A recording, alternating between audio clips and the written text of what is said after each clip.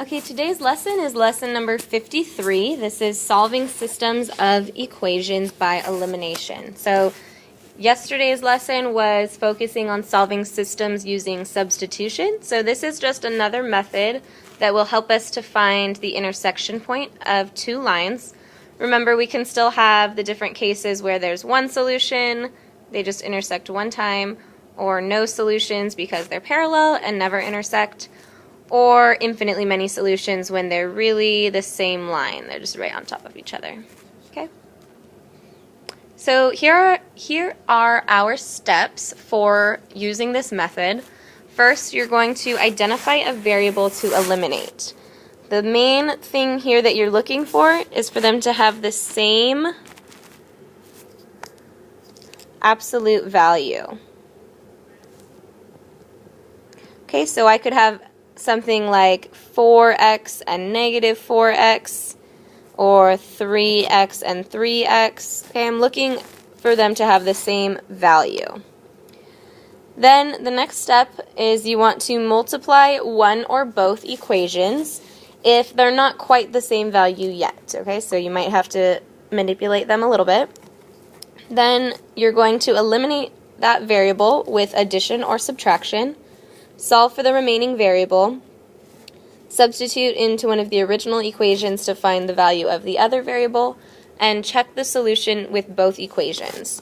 These last three steps are basically the same thing from substitution. So after step 3, you'll end up with like x equals 2 or y equals -1, okay, some sort of a number, and you'll take that and plug it back into the equation to solve for the other variable. So very much like substitution in the last steps. Okay?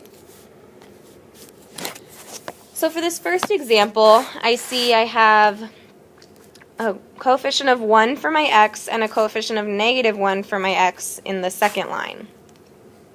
So what I can do is just add these directly together, right? They're the same value, so I don't have to multiply either of the equations. I can just add this whole second equation together, okay? So think of this just like two-digit addition or something when you stack them on top of each other.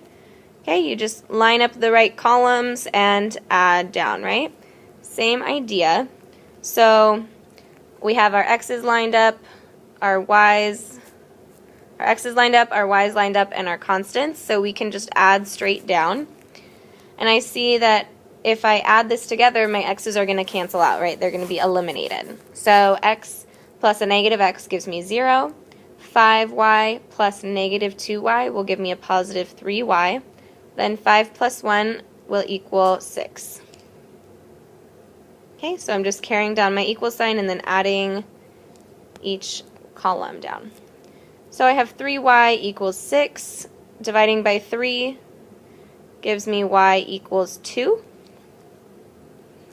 And now it's the same as substitution. So I plug this back into either one of these equations to solve for x. I'll go ahead and plug it into the first equation. So I have x plus 5, but instead of y, I'm going to put 2. So 5 times 2 equals 5. So this turns into x plus 10 equals 5, which gives me that x equals -5. So my solution to this system then would be -5, 2. Okay. Now I'm going to go on to the next step, which is to check that solution in both equations. So remember, the solution to the system is the point where they intersect. So if I plug that point into both lines, I should get true statements. Okay, so I have x plus 5y, so for x, if I plug in 2, for x I need to plug in -5. -5 plus 5 times 2, that gives me -5 plus 10, which equals 5. So that equation holds true, right? Then in my second equation, I would have negative times -5 minus 2 times 2 for y. That -1 times -5 gives me a positive 5. -2 times +2 gives me a -4. 5 minus 4 is 1, which is exactly what the right hand of the equation is, so that equation holds true as well. Okay, then for the second example, I'm just going to erase this side work. For the second example, I see that I have negative 4 in front of my x here, 5 in front of my x in the second equation. Negative 4 and 5 don't have the same value, so that's probably not going to be the best choice. Then I see negative 4 and positive 4 for my y's, so those have the same absolute value, and I can just add my equations together, right? Because when I add, I'll have negative 4 plus positive 4, which will give me 0. Okay, so those are going to end up canceling out.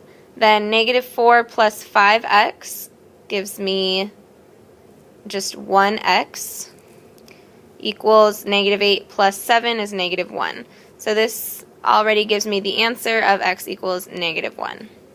Okay, so that's part of my ordered pair. Now I need to plug this back into one of the equations to solve for y. So I'll plug it into the second equation, I guess. So 5 times negative 1 plus 4 times y equals 7. 5 times negative 1 is negative 5. So adding 5 to the other side, I get 4y equals 12. So y equals 3. Okay, so my ordered pair, the solution for this system would be negative 1, 3. Okay.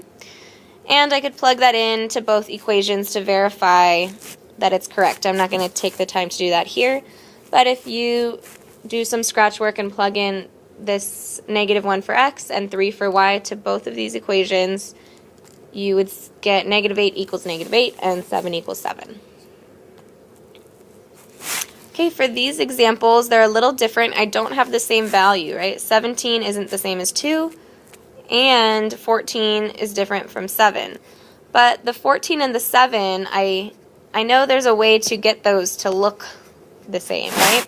7 is a factor of 14, right? So if I multiply this second equation by 2, I would get 4x plus 14y equals 10.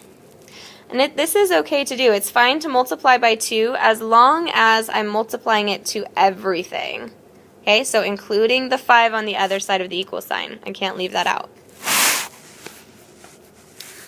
Okay, then I'm going to rewrite this second equation down below so that all my terms are stacked up nicely. I have my x's on top of each other, the y's on top of each other, the equal signs lined up, and then my constants are on top of each other.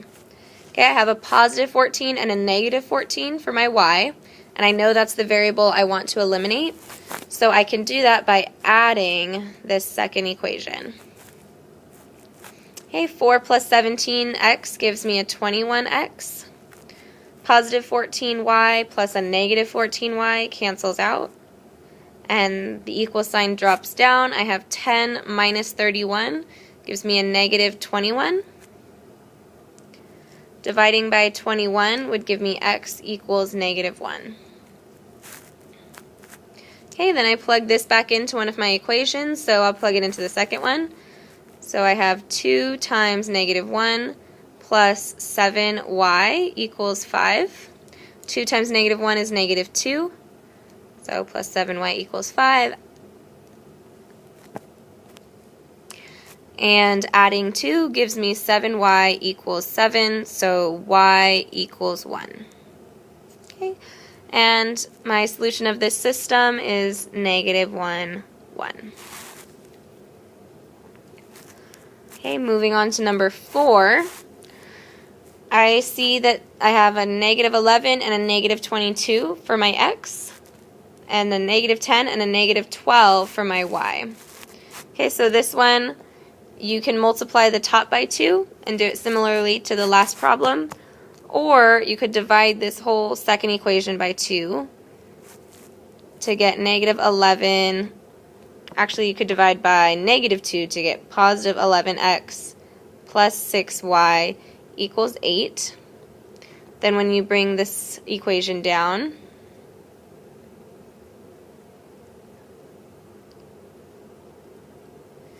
you see that these 11s are now going to cancel out. So it's fine to multiply or divide. When you divide those, sometimes you could end up with fractions, but for this one, we saw in class that each one of these terms has 2 as a factor, so we thought that dividing would be nicer. Okay, so you can go ahead and finish solving that. Then just one more example, number 6. For this one's a little different because I can't just multiply one of the equations, right? I have 4 and -3, then I have 10 and 12. So none of those are multiples of each other for the x's or y's. So instead, what we have to do is multiply the top by 3 and the bottom by 4.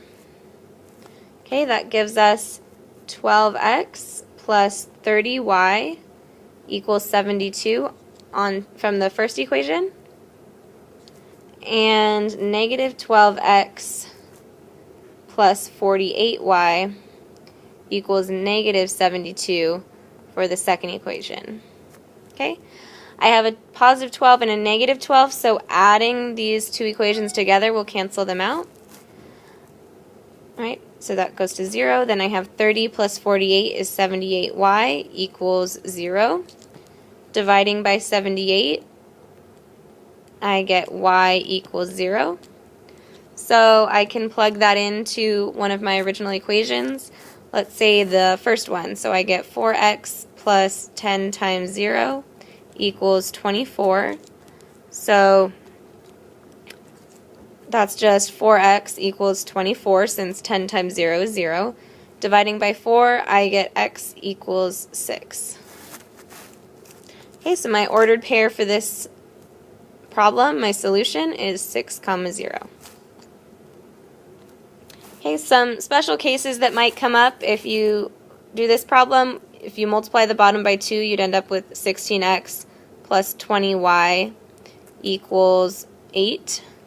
And then subtracting, you would have both your x and your y cancel out, so you get 0 equals 8. If you get a statement like this that's never true, you would have no solution. And if you had another case, let's say x plus y equals 1 and x plus y equals 1, these are obviously the same line, so if you were to subtract, you would get 0 equals 0, which is always true, so you would say infinitely many solutions. Okay, and that's it for today's lesson. Thank you.